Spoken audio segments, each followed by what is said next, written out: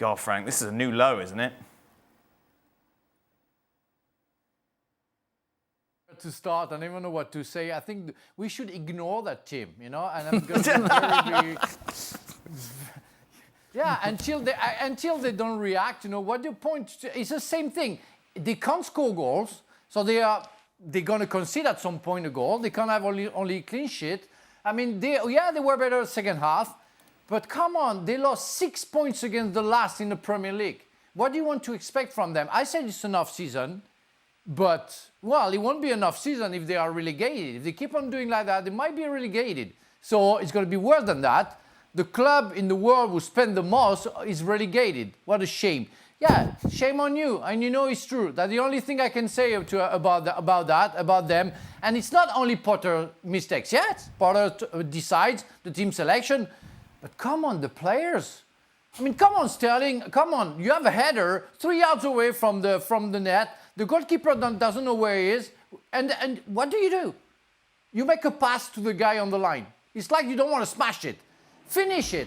I'm fed up with artists. I want players who want to fight for the club. Only put Graham Potter. Only put players who want to fight for the team. Not artists. We don't want to see Frank, that. we've had this conversation before. Who are you going to put in there? Who's going to fight for the team? I don't know. I'm not in the dressing room, but I'm sure you can find 11 players. They have 62 players, so I'm sure they can find players. I've just seen on the graphics that worst stretch since 1995. Who was playing for Chelsea in 1995? Mr. Craig Burley. Hey! Not me.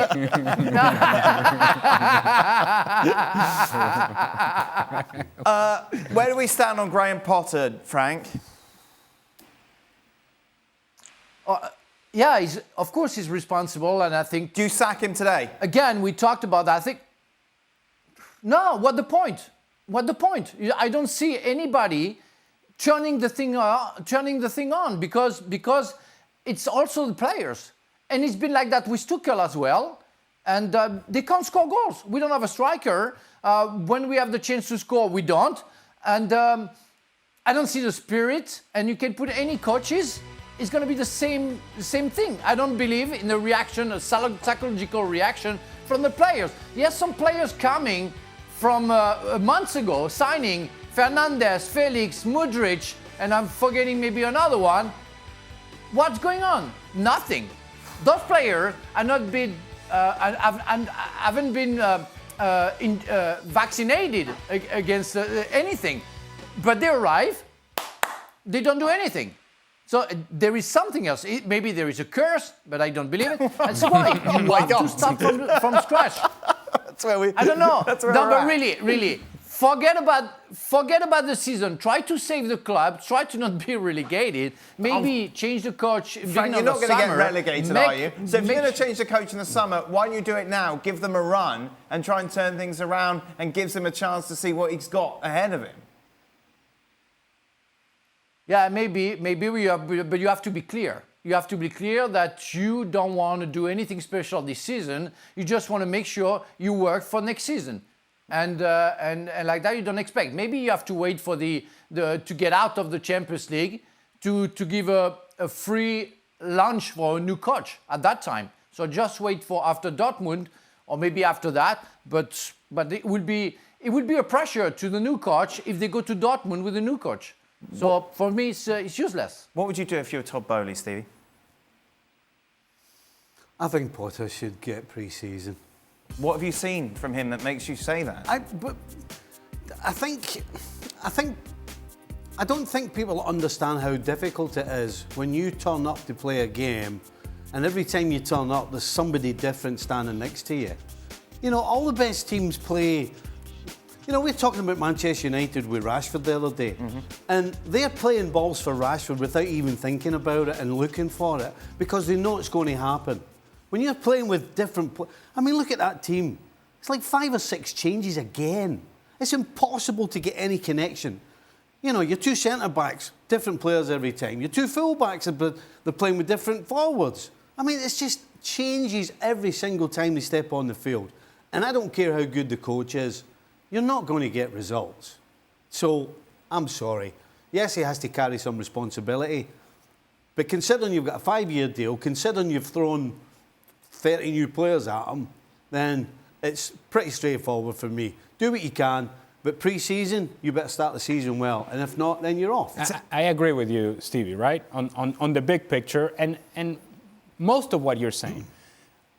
All I would say is that while it is difficult to play with people that you're not familiar with, you are playing against Southampton at home. A struggling team, and I mean a struggling team, last place team. And yet you're unable to really control periods of the game in the first half.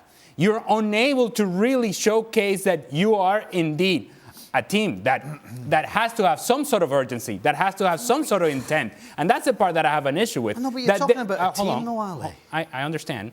But Chelsea lacks intent, lacks urgency. You know how Frank goes back to, I want 11 guys fighting for the club?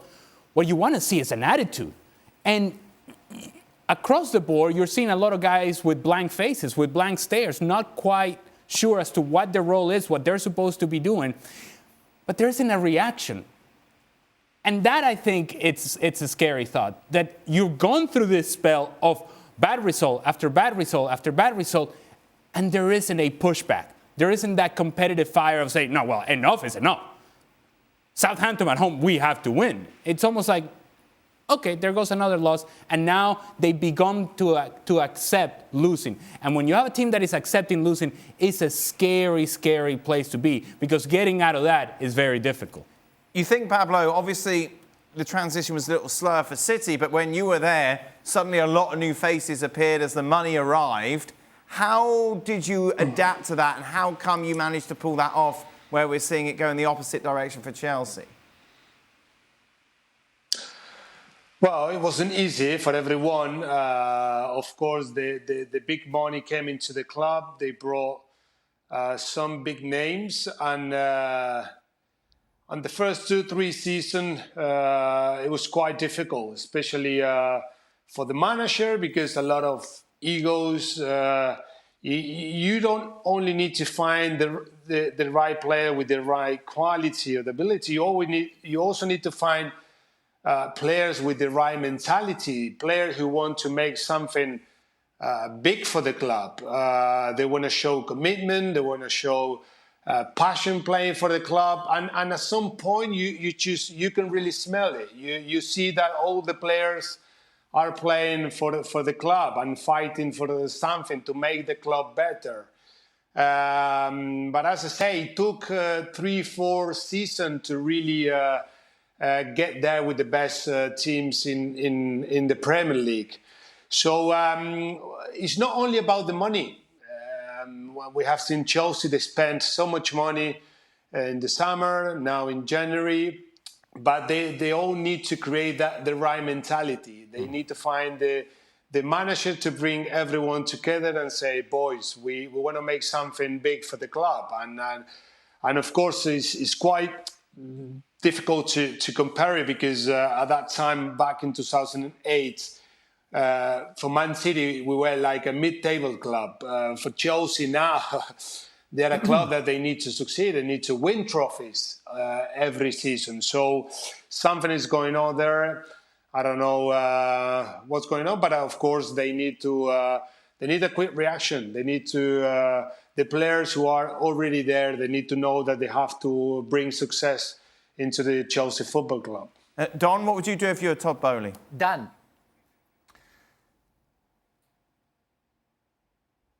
Go on, Frank. Go, Don. No. I just want to say one thing about what just said, Pablo. In fact, in '96 when I signed, Ruud Gullit changed the spine of the team with myself, Roberto Di Matteo, Gianfranco Zola, and Gianluca Vialli. It's not the talent of the player will make the difference. It's the character of the player will make the difference. He chose leaders. He took players, he decided to hire players who decided to get the leadership.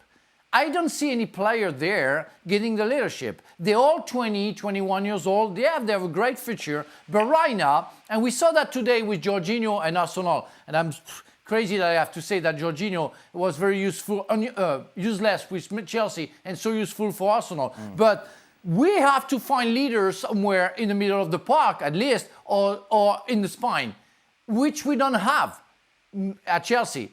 Nobody is a leader. And it's not Fernandes, Mudryk, or some other who just signed who's going to change that because they're too young, inexperienced, with all the talent that they have. What do you do, Don? Do you sack Potter? Tricky one, Dan. You know, I was thinking when I was coming in tonight and I was watching the Chelsea side, and I've been watching them all season under Graham Potter, and I just feel as though this Chelsea style, the characters, as Frank said, is a world away from an Antonio Conte side. It's a million miles away from a prime Jose Mourinho side, because his side were killers to win every single game. Where's Chelsea's Drogba? Where's the Essien? Where's the Ballacks? Where's the Robben? Where's the Terrys? I think this Chelsea side look fragile. I think they look a little bit soft. They're young. They're a little bit weak. You've got to go all the way back, I think, to December, the last time they beat someone 2-0. So that tells me they're an easy side to play against. They can beat someone 1-0, but if you stay in the game, like West Ham proved and many other sides have proved, they don't put teams away. They're not ruthless. Southampton have done the double over them this season. So Burley's got a massive call to make. And I can't help but go back to what I thought Chelsea were amazing at. And it was a model that no one really wanted to copy, because the manager was the most important thing. And he instilled the culture into the players. As Frank said, he brought the right characters in. He brought winners in. He wasn't interested in developing players for 5 years. It was, you're going to come into my side and we're going to win tomorrow. I feel as though Chelsea are a world away from that. Thank you very much for watching ESPN FC on YouTube. For more highlights, analysis and exclusive content, be sure to subscribe.